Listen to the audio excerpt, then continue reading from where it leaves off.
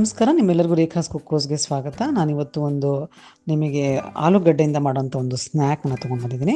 ಇದು ಒಂದು ಬ್ರೇಕ್ಫಾಸ್ಟ್ ಥರ ಕೂಡ ನೀವು ತಿನ್ಬೋದು, ಅಥವಾ ಇದನ್ನು ನೀವು ಸಾಯಂಕಾಲ ಹಸಿವಾಗಿರುತ್ತಲ್ಲ ಅವಾಗ ಕೂಡ ಇದನ್ನು ಮಾಡ್ಕೊಂಡು ತಿನ್ಬೋದು. ದೋಸೆ ಥರ ಸಣ್ಣ ಸಣ್ಣದು ಮಾಡ್ಕೋಬೋದು, ಅಥವಾ ದೊಡ್ಡದು ಸ್ವಲ್ಪ ದಪ್ಪನಾಗಿ ಮಾಡ್ಕೋಬೋದು. ಹೆಂಗೆ ಮಾಡಿಕೊಂಡ್ರು ತುಂಬ ರುಚಿಯಾಗಿರುತ್ತೆ.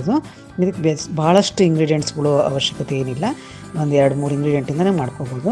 ನೋಡಿ ಹೇಗೆ ಮಾಡೋದು ಅಂತ ನಾನು ತೋರಿಸ್ತೀನಿ. ಇದು ಹೊರಗಡೆಯಿಂದ ಕ್ರಿಸ್ಪಿ ಇರುತ್ತೆ, ಒಳಗಡೆಯಿಂದ ಸ್ವಲ್ಪ ಸಾಫ್ಟಾಗಿರುತ್ತೆ. ನೋಡಿ ಈಗ ನಾನು ತೋರಿಸ್ತಾ ಇರೋದು ಒಂದು ಇಬ್ಬರಿಗೆ ಮಾಡೋಷ್ಟು ತೋರಿಸ್ತಾ ಇದ್ದೀನಿ. ಇದಕ್ಕೊಂದು ನಾನು 2 ಆಲೂಗಡ್ಡೆ ತೊಗೊಂಡಿದ್ದೀನಿ. ಆಲೂಗಡ್ಡೆನ ನಾನೇನು ಬೇಯಿಸ್ಕೊಂಡಿಲ್ಲ, ಹಸಿ ಆಲೂಗಡ್ಡೆನೇ ಸಿಪ್ಪೆ ತೆಗೆದುಬಿಟ್ಟು ಈ ಥರ ನಾನು ತುರಿದಿಟ್ಕೋತಾ ಇದ್ದೀನಿ.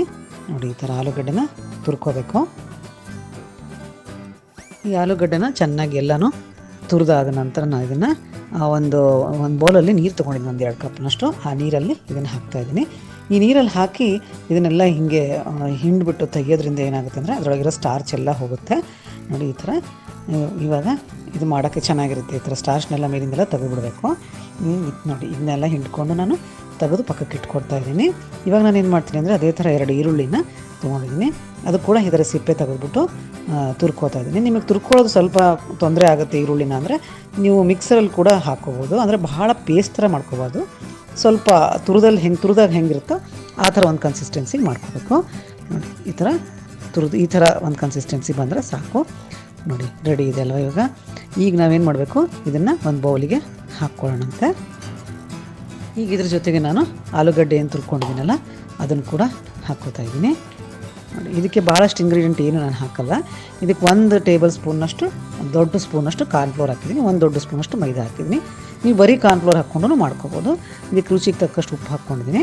ಇದಕ್ಕೆ ಖಾರ ಪುಡಿ ಹಾಕ್ಕೊಂಡಿದ್ದೀನಿ. ಇದಕ್ಕೇನು ಮಸಾಲೆ ಏನೂ ಹಾಕ್ಕೊಳ್ಳಲ್ಲ, ಸ್ವಲ್ಪ ಚಿಲ್ಲಿ ಫ್ಲೇಕ್ಸ್ ಥರ ಚೆನ್ನಾಗಿರುತ್ತೆ ಅಂತ ಹಾಕಿದ್ದೀನಿ. ನೀವು ಬೇಕಿದ್ರೆ ಹಾಕ್ಕೋಬೋದು, ಇಲ್ಲದ್ರೆ ಬಿಡ್ಬೋದು.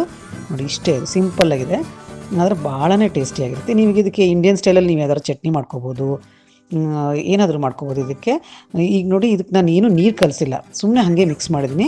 ಈರುಳ್ಳಿಯಲ್ಲಿ ನೀರೇನಿರುತ್ತಲ್ಲ ಅದನ್ನೇ 1 ದೊಡ್ಡ ಸ್ಪೂನನ್ನು ನಾನು ಎಣ್ಣೆನ ಬಿಸಿ ಮಾಡಿಕೊಂಡು ಈ ಥರ ಹಿಂಗೆ ಹಾಕ್ತಾಯಿದ್ದೀನಿ. ನಿಮಗೆ ಈ ಥರ ಮಾಡ್ಕೊಳ್ಳೋದಿಲ್ಲ ಅಂದರೆ ಒಂದೇ ಒಂದು ಸಣ್ಣ ಸ್ಪೂನ್ ಎಣ್ಣೆ ಹಾಕ್ಕೊಂಡು ಸಣ್ಣ ದೋಸೆ ಥರ ಮಾಡ್ಕೋಬೋದು.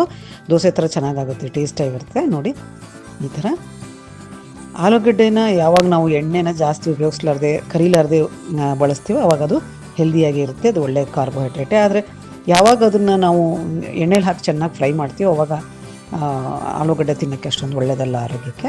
ನೋಡಿ ಈ ಥರ ಮಾಡ್ಕೊಳ್ಳಿ. ಇದು ದಪ್ಪಂದು ಹಾಕ್ಕೊಂಡಿದ್ದೀನಿ ನಾನು, ತುಂಬ ದಪ್ಪನಾಗಿದೆ ಇದು. ನೋಡಿ ಕೆಳಗಡೆ ಎಲ್ಲ ಚೆನ್ನಾಗಿ ಬೆಂದಿದೆ ಅಂತ ಅನಿಸಿದ ತಕ್ಷಣ ನೀವು ನೋಡಿ ಸೈಡಿಂದ ನಿಮ್ಗೆ ಗೊತ್ತಾಗುತ್ತೆ. ಈ ಥರ ಎಲ್ಲ ಕಲರ್ ಎಲ್ಲ ಚೇಂಜ್ ಆಗಿದೆ ಸೈಡಿಗೆಲ್ಲ. ನೋಡಿ ಈ ಥರ ಈಗ ಬೆಂದಿದೆ ಅಲ್ವಾ, ಇದನ್ನು ಇವಾಗ ನಾವು ಇನ್ನೊಂದು ಕಡೆ ಎತ್ತಿ ಹಾಕಬೇಕು. ನೋಡಿ ಎಷ್ಟು ಚೆನ್ನಾಗಾಗಿದೆ, ಸೈಡಿಗೆ ನಿಮಗೆ ಕಾಣಿಸ್ತಾ ಇದೆ ಬ್ರೌನ್ ಕಲರ್ ಆಗಿರೋದು.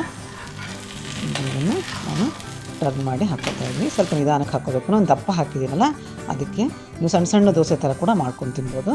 ನೋಡಿ 2 ಕಡೆ ಚೆನ್ನಾಗಿ ಕ್ರಿಸ್ಪಿಯಾಗಿ ಎಷ್ಟು ಚೆನ್ನಾಗಿದೆ. ಹೊರಗಡೆ ಕ್ರಿಸ್ಪಿ ಇರುತ್ತೆ, ಮಧ್ಯದಲ್ಲಿ ಸಾಫ್ಟಾಗಿರುತ್ತೆ. ಚೆನ್ನಾಗಿದೆ.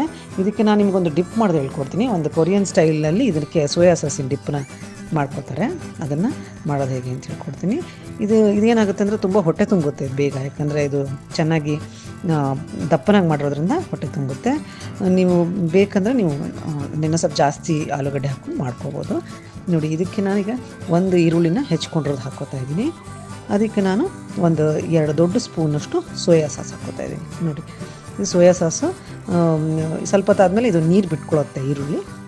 ಈಗ ನಾನು ಕೆಂಪು ಮೆಣಸಿನ್ಕಾಯಿನ ಒಂದೇ ಹೆಚ್ಚಿಟ್ಕೊಂಡಿರೋದು ಹಾಕಿದ್ದೀನಿ.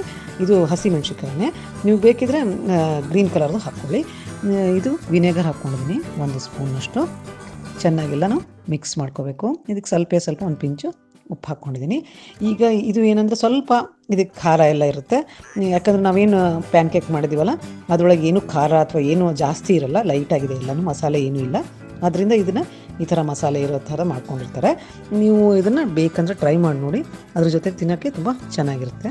ನೋಡಿದ್ರೆ ಹೊರಗಡೆಯಿಂದ ಕ್ರಿಸ್ಪಿಯಾಗಿದೆ, ಇದು ಒಳಗಡೆ ಸಾಫ್ಟಾಗಿರುತ್ತೆ, ತುಂಬ ಟೇಸ್ಟಿಯಾಗಿರುತ್ತೆ. ಒಂದು ರೀತಿ ನಾವು ಹ್ಯಾಶ್ ಬ್ರೌನ್ಸ್ ಅಂತ ಮಾಡ್ತಾರಲ್ಲ ಆಲೂಗಡ್ಡೆದು, ಆ ಥರ ಟೇಸ್ಟ್ ಬರುತ್ತೆ, ಆದರೆ ತುಂಬ ಚೆನ್ನಾಗಿರುತ್ತೆ. ಈ ಥರ ಮಾಡ್ಕೊಂಡು ನೋಡಿ. ನನ್ನ ಚಾನಲ್ಗೆ ಸಬ್ಸ್ಕ್ರೈಬ್ ಮಾಡ್ಕೊಳ್ಳಿ. ಥ್ಯಾಂಕ್ ಯು ವೆರಿ ಮಚ್, ಧನ್ಯವಾದಗಳು.